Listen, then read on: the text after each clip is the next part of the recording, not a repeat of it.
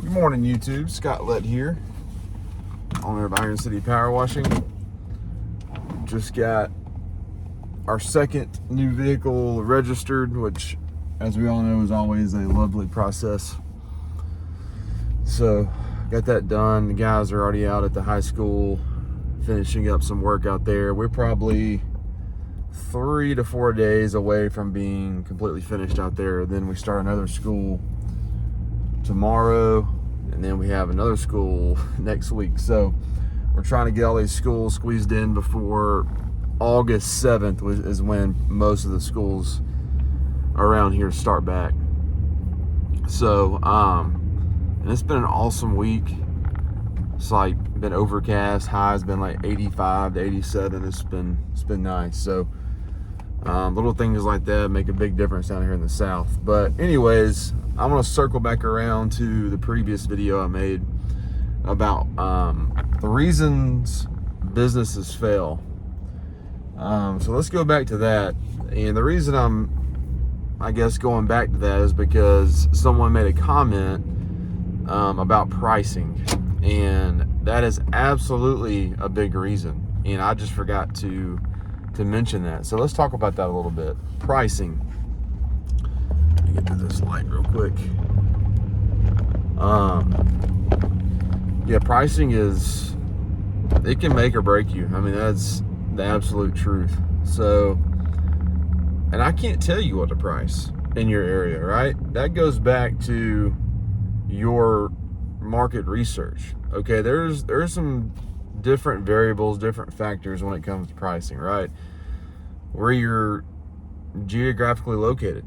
Like, are you down here in the South where, I mean, there's a ton of work? Are you down here in the South where cost of living isn't outrageous like up north or in Los Angeles or San Francisco? So, I mean, pricing here in Birmingham, Alabama compared to where there's a lot of wealth. I mean, there's wealth here, but that's a different type of wealth. And cost of living is totally different there as well. So if I were to take my pricings here with Iron City Power Washing and use those same rates out there in a place like that, California, I'm not going to make it. I'm not going to be charging enough, right? So it really depends on where you're located, okay? It depends on what stage of business you're in. Are you a first-year guy? Are you just getting started? Are you 6 to 7 years in like we are? So it really depends on your situation, right? But, you know, how much competition is there out there? So that all goes back to your planning, your market research to understand, you know, who you're serving, how much competition there is there wealth in your area, where are you located geographically. Like I mentioned before, I'm in the heart of Birmingham. Like, I got Vestavia, Mountain Brook, Hoover, Homewood. They're all located, and those are all very wealthy areas. So, which is why people found out about this industry and hopped in. And I will say this: there's been a lot of guys enter, because I used to see guys everywhere, and most of them didn't make it because it got saturated, and it got saturated fast. We got in this thing 2018 before this industry was found out because of YouTube, and we established ourselves and, you know, our network, and we already had a solid book of business as people were entering, and that really put us in a position to succeed, you know, and then we're growing. So but yeah, there's guys I was seeing pop up every day on Facebook. I would see their ads, and, you know, they're not there anymore.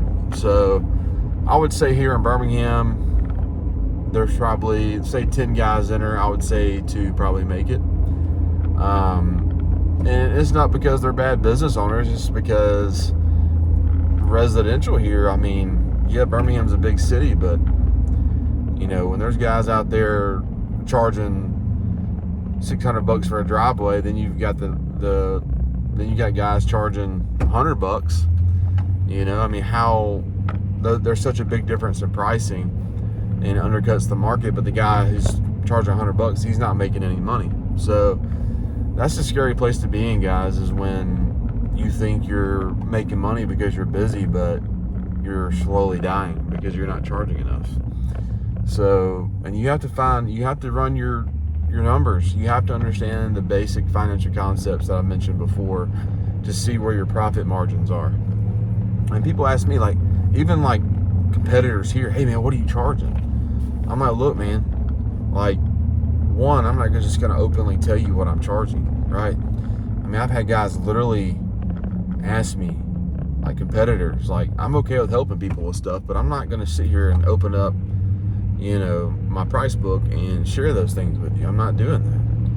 I mean, that would be stupid. And I'm not a selfish guy. I'm not money hungry, but I mean, this is how I provide for my family. I mean, I've had guys ask me how to price a commercial building and ended up being something we're pricing too. And they're like, well, you have plenty of work. I'm just like, are you kidding me? Well, that guy's not in business anymore. So that's a perfect example. Like, guys don't know how to price. So, but what I'm saying, guys, is like, we're year 6, 7, I think 7, I don't remember. So, but we have 3 rigs. I have a 50-50 partnership. I have a technician. We have a lot of insurance. So our pricing is going to be more than most companies, right? More than a single sole proprietorship, right? So you've got to figure out what pricing works for you. Like, what do you want to make off this job? All right, what are you pricing at to where you're profitable? Okay, so if you're lowballing the market, yeah, you're getting jobs where you're not making any money, and that's going to be a very slow death. And I think that happens to guys out here. They'll show up and they find out that someone charged $300 for a driveway. Oh, I'll do it for $150. I've seen yard signs $99 for driveways. The jokes about the $99 guy. Those jokes aren't jokes. Like, there's guys out there charging them, and they're out there using chemicals, gas, paying taxes on that, and then at the end of it, you just spent 3 to 4 hours making what, $20? Tell me how that's going to keep you in business. That makes absolutely zero sense. So you've got to know how to price, but you're probably asking, like, well, Scott, what is a good starting rate? Okay, so like I said, this is kind of for my southern dudes, right? Guys who are down here in the South. I think a good competitive rate to start out at, which we're well above this because we have to be, I would say 15 cents per square foot is a good starting rate. Anything below that, I wouldn't mess with. Okay, if you're closing 90% plus of your jobs, you're probably not charging enough. Okay, so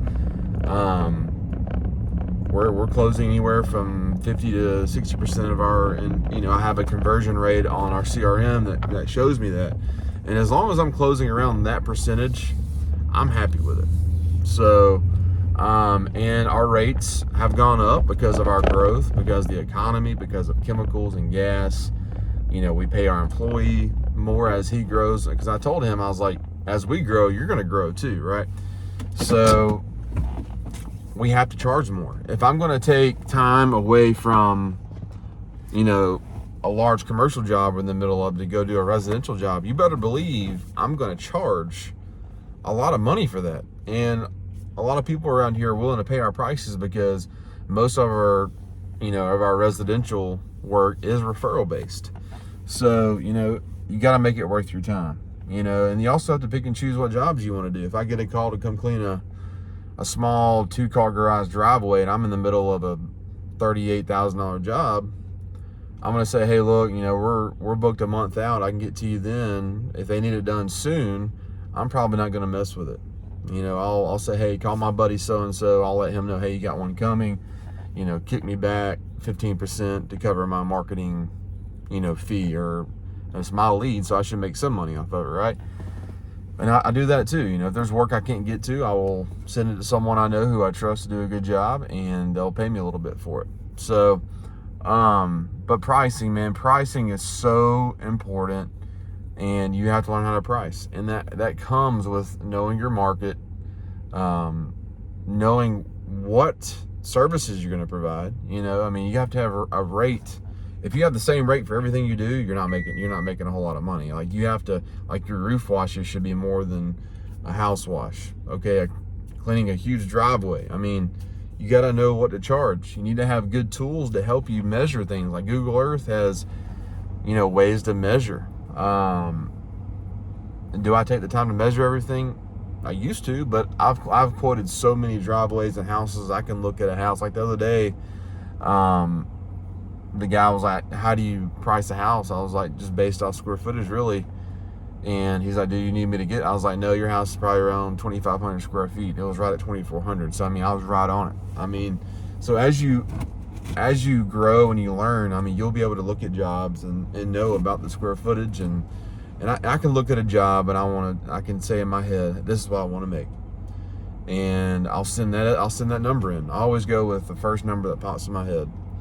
And I don't leave any room for negotiating in the residential world, because to be honest with you guys, I don't want to do residential work. The only reason we do residential work is so we have that constant flow of cash going into our bank account, just to cover operational expenses. But we make our real money off residential, or I'm sorry, off commercial.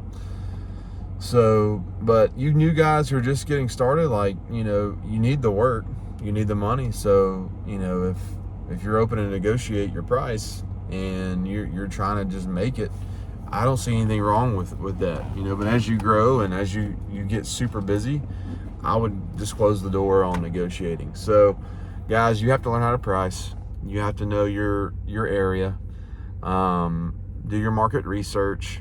There's no one magical price point for everybody. So, you know, these Facebook groups, man, like, guys are getting on there and say, hey, what would you guys charge for this? I mean, this Facebook group has guys all over the country. So, I mean, if you go read the comments and the rates, guys are arguing. There's a guy over here in New York arguing with a guy in Alabama. I mean, it's two totally different price points, two different pricing, period. So, because of where they live, where they're located, I mean, of course the pricing is going to be different, right? So just be careful, guys, of, you know, be careful who you listen to. You got to learn your area. Like here in Birmingham, Alabama, pricing here compared to an hour down the road in the country where there's less people, probably less money, your rate's got to go down, right? Because of who you're serving. Not that people in the country don't have money, there's just less people out there. So you just got to learn how to price and let your demand determine if your price is going to go up. You know, if you get to the winter months and you don't have as much work, which down here in the South doesn't happen, you know, you may have to lower your rates a little bit to stay busy. You know, make sure you're still profitable, you know, but don't lowball yourself to the point where it's going to put you out of business. All right, guys, I'm headed to the high school. Hope this video helps you guys, and we'll talk soon. Scott Lett, Iron City Power Washing.